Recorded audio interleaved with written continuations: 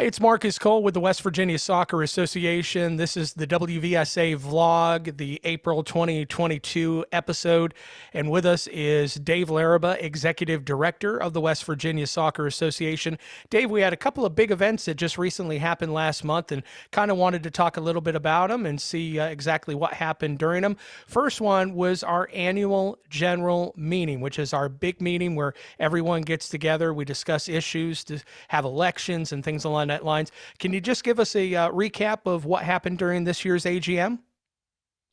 Yeah, sure, Marcus. The biggest thing that happened with our AGM was a snowstorm that hit the central and southern parts of the state.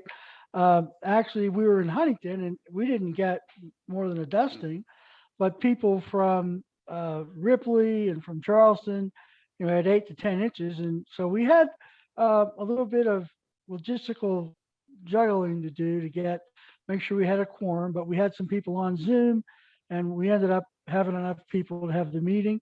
We had our elections. President Lynn Rogers was reelected.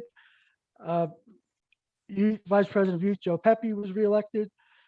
District 1 Commissioner Bob Kalanko was reelected, and um, Scott Abbott was reelected as at-large adult representative. So it was, and there weren't any other real issues for the meeting.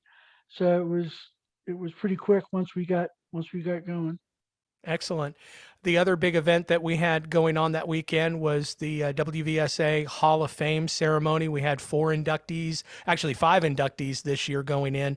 And why don't you tell us a little bit about a recap of that event?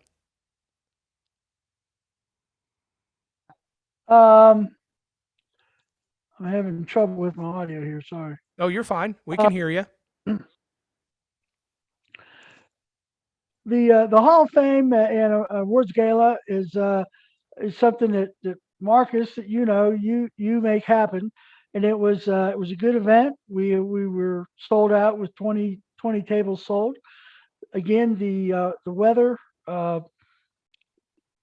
probably affected our attendance somewhat, but I was actually pretty pleased with the amount of people that came out.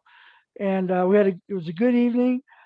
We had four great inductees. We had all our end of year winners, and it's good to just celebrate people that are recognized uh, by their peers, by other members for activities.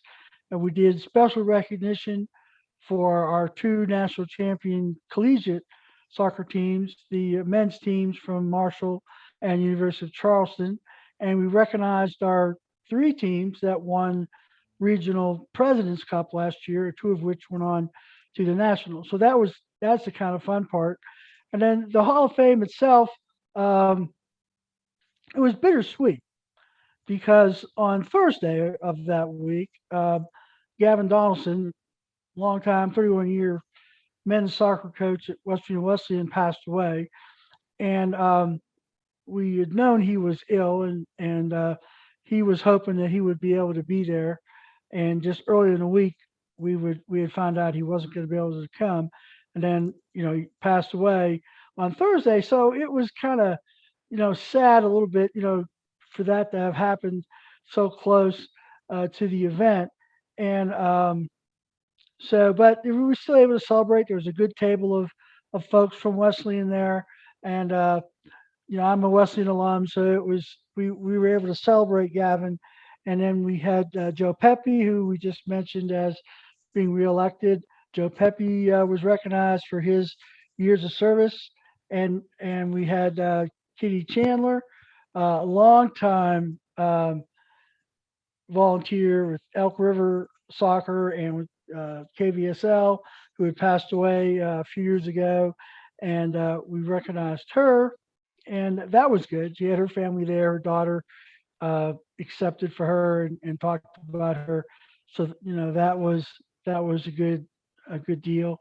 And our speaker, Fred Schmalz, old friend of Bobby Gray's, who coached at D&E back in the day when D&E, AB, and Wesleyan were the Devil's Triangle of soccer, and so he was there. And Tom Flammel, who was from the Wayne County area and who had been instrumental in helping get high school soccer off the ground back in the 80s, and had been an official and a coach in the youth ranks, uh, all up until, still going now.